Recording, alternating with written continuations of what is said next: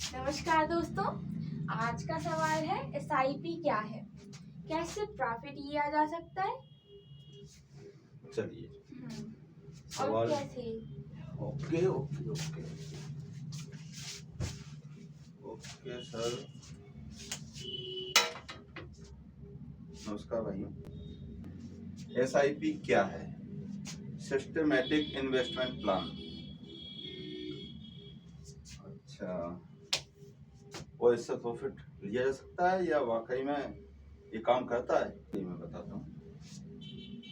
Systematic investment plan, देखिए होता क्या है, इन्वेस्टर और ट्रेडर दो लोग हुए। ट्रेडर एग्रेसिव होकर ट्रेड लेते हैं और अपना एक अनुशासन के तहत बिल्कुल time to time stop loss लगा के ट्रेड लेते हैं। ट्रेड के साथ वो अपना फिक्स स्टॉप लॉस रखते हैं। स्टॉप लॉस और ट्रेड दोनों के परफेक्ट टाइमिंग पर एंट्री और एग्जिट का हिसाब किताब बिल्कुल सही ढंग से रखने पे वो ट्रेडिंग कर पाते हैं और ट्रेडिंग में वो प्रॉफिट ले पाते हैं। ये क्या है ना, ये जो प्रक्रिया है ये फास्ट है। ट्रेडिंग है ना, ट्रेडिंग जो है एक फास्ट प्रक्रिया है और जो लोग इसमें थोड़ा भी चूकते हैं वो लॉस में जाने लगते हैं। समझने का, चार्ट का पहचानना, चार्ट को उसका उसकी वो किस दिशा में चल रहा है, अब ट्रेंड है या ट्रेंड डाउन है, और उस पर कितने टाइम फ्रेम पे कितने देर का ट्रेड लेना है और उसका स्टॉप लॉस क्या रखना है। ये सारी बहुत सारी मतलब जो डिफिकल्टीज से भरा हुआ एक आइटम है ये एग्रेसिव ट्रेडिंग। एग्रेसिव ट्रेडिंग ये एक डिफिकल्ट काम है, लेकिन इसमें प्रॉफिट ज्यादा होता है और जल्दी होता है। आप दिन में 100 बार भी ट्रेड कर सकते हो, तो इससे वो जल्दी प्रॉफिट कमाते हैं। दूसरी प्रक्रिया हो गई इन्वेस्टिंग।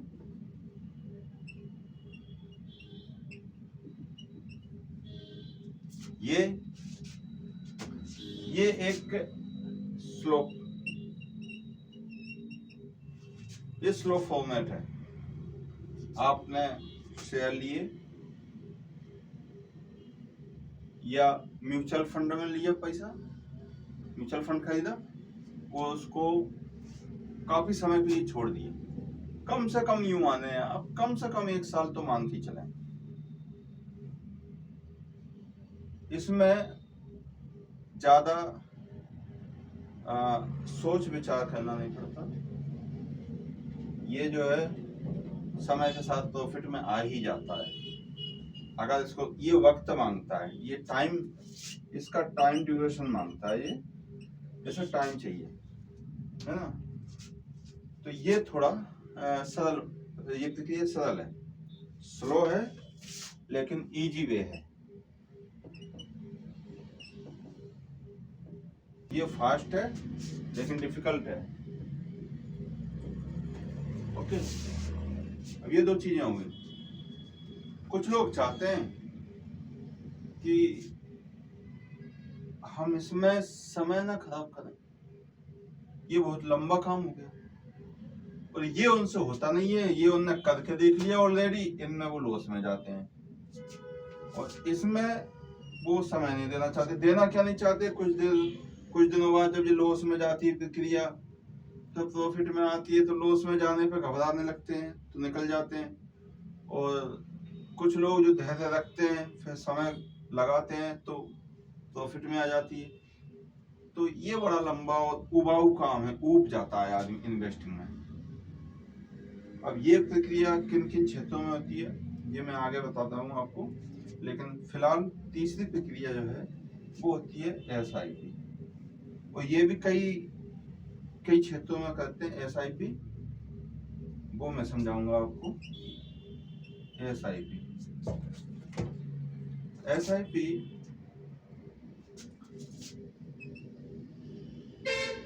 सिस्टेमैटिक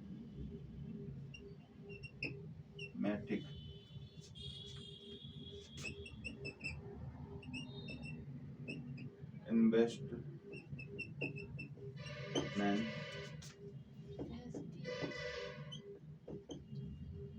प्लान,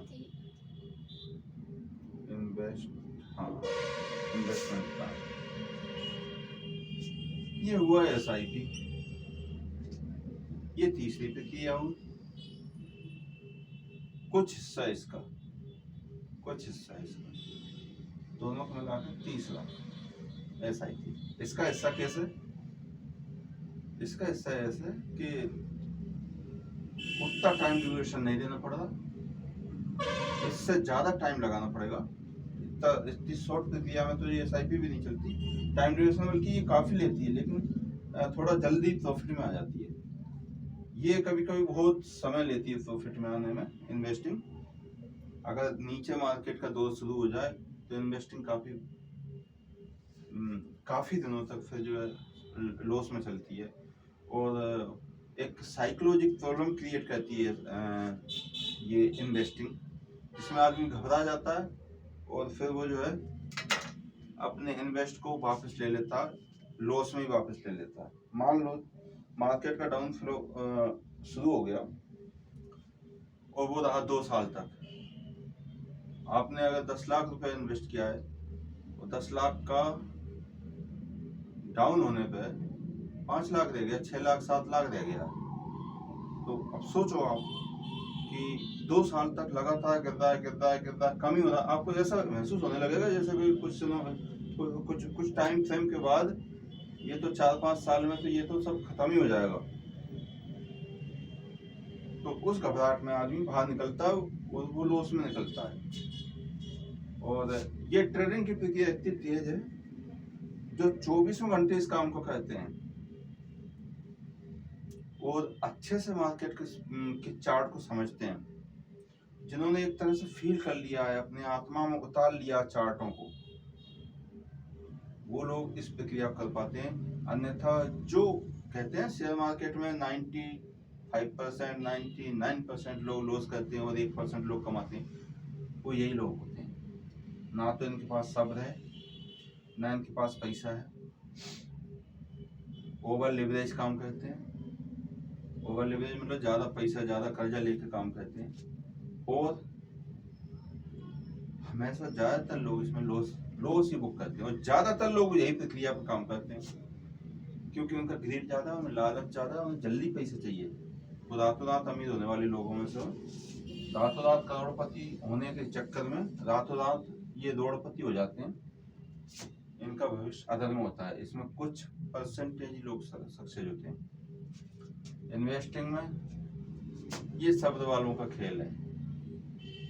10 साल 5 साल तो मिनिमम, अगर कोई इन्वेस्टर है मिनिमम 5 साल तो लगता ही लगता है अपने किसी पर्टिकुलर कंपनी, शेयर या फंड को। तो ये बड़ा उबाऊ काम होता है, लेकिन बड़ा पैसा इनमें काम करता है। बड़ा पैसा माने लार्ज मनी, माने अरबों खरबों करोड़ों, जिनके पास रोज रोज ये उटक का खेल नहीं है, जो लगा के पैसा शांति से काम करते हैं, बड़े लोग, वो ये होते हैं। अब इन दोनों के बीच का व्यक्ति जो ये कर नहीं सकता, इसके और जो ये है नहीं, उसके पास इतना समय नहीं, वो इसमें चलता है। वो उसे नौकरी भी जाना होता है, उसे अपने दुनिया भर के काम भी है, वो चाहता है मार्केट से पैसे मिले, वो ये है। हालांकि म्यूचुअल फंड के जरिए इनमें भी एसआईपी ऑटोमेटिक भी होती हैं, लेकिन कुछ लोग अपने तौर पे भी करते हैं एसआईपी को। अब अपन एसआईपी पे आते हैं।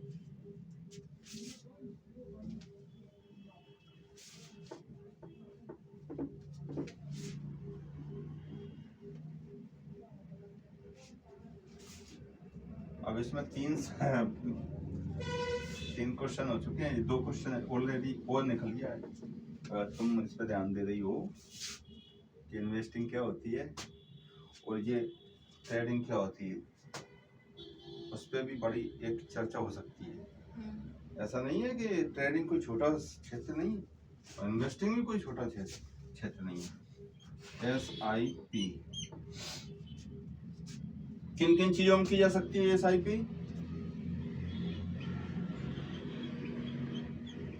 म्यूचुअल फंड,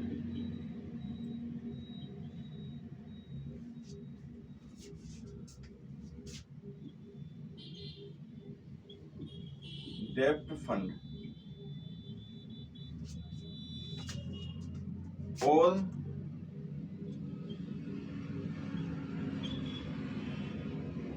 इक्विटी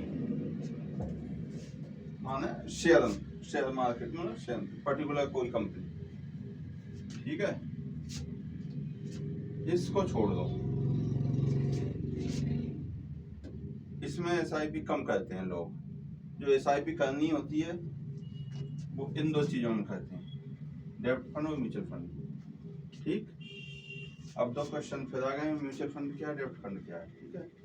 ये अलग चीजें हैं लेकिन इन्हें मैं बाद में समझाऊंगा और ये सवाल आगे आएगा। तो कैसे SIP करेंगे? एक म्यूचुअल फंड है जिसने 50 कंपनियां या 25 कंपनियां या 100 कंपनियां अपने पोर्टफोलियो में रख रखी हैं।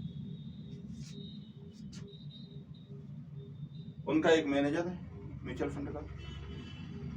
हम लोग जिन्हें टाइम नहीं है, जो SIP करना पसंद कर रहे हैं, उस म्यूचुअल फंड में हर महीने एक अमाउंट देंगे।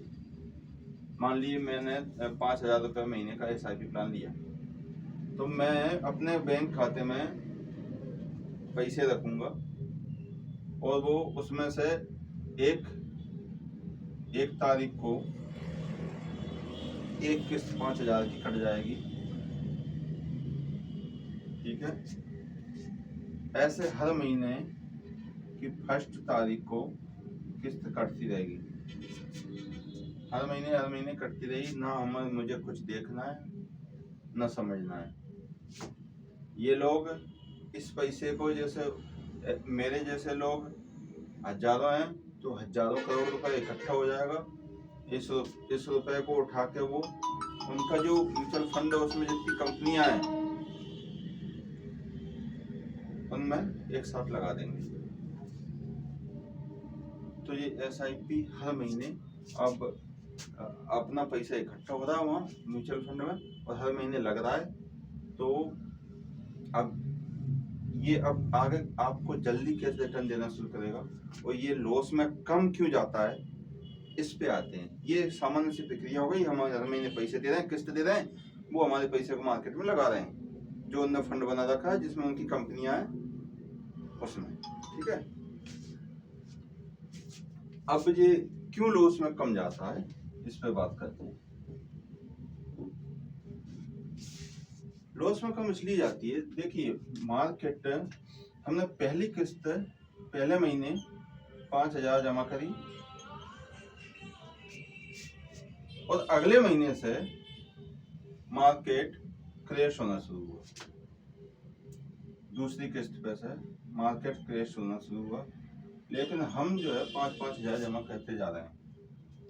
मार्केट का फॉल पहले महीने तो चढ़ा था, फिर आना शुरू हो गया। हाँ, तीसरे ना, फिर चौथे, पांचवें, ऐसे करके आपको मार्केट, तो आपका जो पैसा था, आपको साल भर में 12-15-60,000 रुपए आपका इन्वेस्ट होना था, जो आप एक दिन में न लगा के आज ही अगर आप 60,000 यहाँ आज ही लगा देते तो आपका पूरा पैसा कितना लॉस हो जाता। मान लीजिए ये फंड जो है पर्टिकुलर जिसमें आप पैसा लगा रहे हैं, आदित्य बिरला सन लाइफ या SBI म्यूचुअल फंड उसका हुआ, SBI का सारे अपने बैंक वगैरह सबके लिए म्यूचुअल फंड होते हैं, ICICI का, HDFC का, सबके अपने अपने म्यूचुअल फंड होते हैं कुछ, और बहुत सारी कंपनियां होती हैं जो म्यूचुअल फंड चलाती हैं। वो अपन बेसिक सीखेंगे उसमें मैं बता दूंगा। तो ये आपका ये अगर कोई म्यूचुअल फंड 10% गिर चुका 5-6 महीने में, तो आपका जो है वो, अगर आपने 1 लाख रुपया भी इकट्ठा लगाया था तो उसका 10,000 तो आपका जा चुका, साफ हो गया, 90,000 दे गया। 5 महीने बाद आप देख रहे हैं तो 90,000 है, उसकी वैल्यू 90,000 दे गई, आपका 10,000 लॉस में गया। आपने कहा ये क्या हुआ, है ना। लेकिन अब आप हर महीने लगा रहे हैं, 5,000 लगाया था पहले महीने, दूसरे महीने, पहले महीने मार्केट 2% गिरा था, फिर दूसरे महीने मार्केट फिर 5,000 लगाया, फिर 2% गिरा, फिर तीसरे महीने फिर 2% गिरा, चौथे महीने फिर 2% गिरा। एक मोटे तौर पर समझ रहे हैं, मार्केट हर बार ऐसे नहीं गिरेगा, थोड़ा चढ़ेगा भी फिर उतरेगा, और हो सकता है दूसरे महीने में गिरे ही ना, चढ़े थोड़ा सा, तीसरे महीने में ज्यादा गिर जाए, मतलब एक, लेकिन अपन एक एवरेज कर चल रहे हैं। और ये 5वां महीना 2%, आपका 10% टोटली गिर गया, 10% आपका गिरा। पहले के लिए 10% फुल गिर गया, तो यहाँ 500 रुपए का लॉस चल रहा है। दूसरे के लिए 2, 4, 6, 8% ही गिरा है, तो 400 रुपए का लॉस चल रहा है। तीसरे के लिए 2, 4, 6 3 बार गिरा, ठीक है, 5, 36, 300 रुपए का लॉस हुआ। चौथे के लिए 200 रुपए का लॉस हुआ, और 5वें महीने सिर्फ 100 रुपए का लॉस हुआ, क्योंकि 2% गिरा है, 5,000 का 2% 100 रुपए बनेगा। ओके, आपका टोटल 500, 400, 500, 400, 900, 300, 1200, 1400, 1500 रुपए का लॉस है। टोटल लॉस आपका 1500 रुपए आया SIP 5 महीने में, 5 मंथ, 25,000 का। अगर आपके 25,000 यहाँ एक बार में लगे होते और ये 10% गिरता, तो ये लॉस होता 2,500, जबकि आया है 1,500।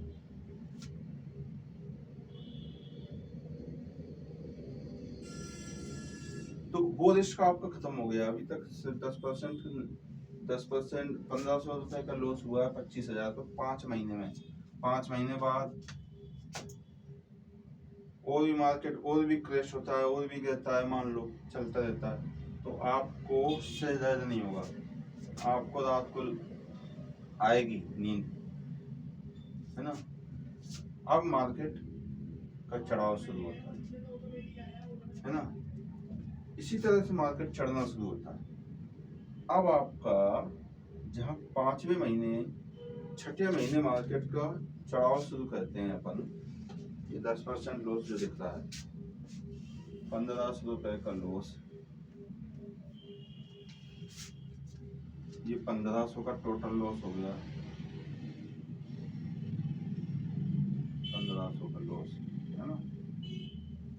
अभी मार्केट यहाँ से चढ़ना शुरू हो रहा है 6ठे महीने से, और आपका SIP आपकी किस्त चालू है, तो आपका ये वापस चढ़ना शुरू हुआ, तो इसी तरह से 1,500 रुपए आपको प्रॉफिट आ जाएगा यहाँ तक। तो उस पैसे पे जो इसके 5 महीने बाद और लगेगा, ये प्रॉफिट तो इस पे आ गया 1,500, और जो आपका और लगा है उस पे 1,500 पे और प्रॉफिट हो जाएगा, 3,000 का प्रॉफिट हो जाएगा यहाँ।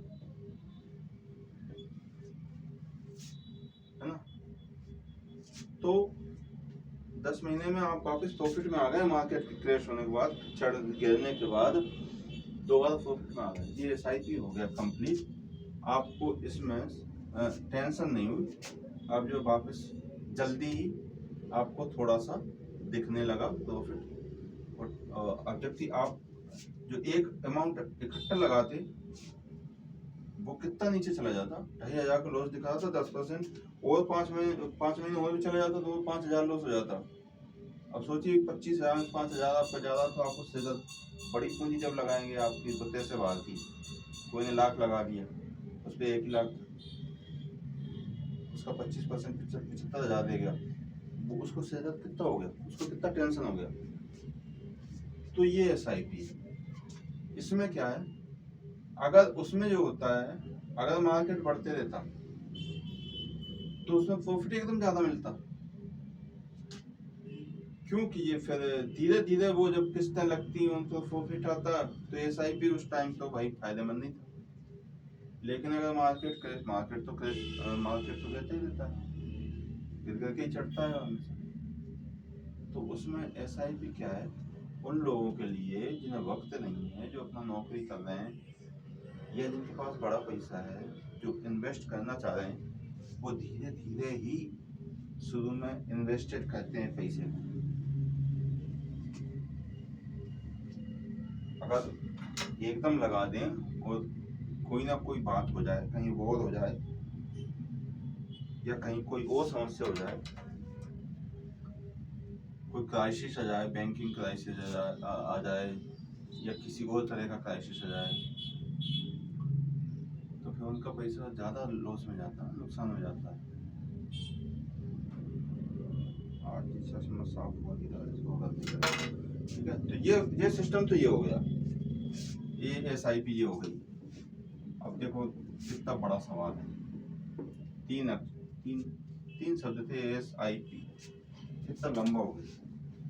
तो किस्तों में इन्वेस्टमेंट, इसका सिंपल सा उदाहरण अपन लोग भी कर सकते हैं, आप भी कर सकते हैं खुद भी, या म्यूचुअल फंड को पैसे दे सकते हैं, वो भी कर सकते हैं, म्यूचुअल फंड भी कहते हैं, डेब्ट फंड में भी पैसे लगा सकते हैं आप हर महीने किस्त अपनी। ऐसे कई सारे और काफी सारा बड़ा सब्जेक्ट है, इसको अपन और भी इसमें से और प्रश्न बना के फिर और भी इनको धीरे धीरे समझते रहेंगे। अभी क्या ना कि वीडियो लंबा हो जाएगा ज्यादा करेंगे तो SIP छोटे टुकड़ों में अपने पैसे को मार्केट में लगाना। कुछ लोग अपनी पसंद के शेयरों में SIP करते हैं, कुछ लोग म्यूचुअल फंड्स में SIP करते हैं। तो अब इसको किस तरह से करना चाहिए, ये एक अगले वीडियो में बनाएंगे, नहीं तो ये काफी लंबा हो जाएगा। SIP का भी एक तरीका होता है, अगर आप खुद कर रहे हैं तो, और आप नहीं कर रहे हैं तो कोई बात ही नहीं है, हर महीने अपनी एक हिस्सा दे दीजिए, 5,000 10,000 20,000 जो भी आप दे सकें हर महीने। लेकिन अगर आप खुद करना चाहते हैं तो उसका एक अलग तरीका रहेगा।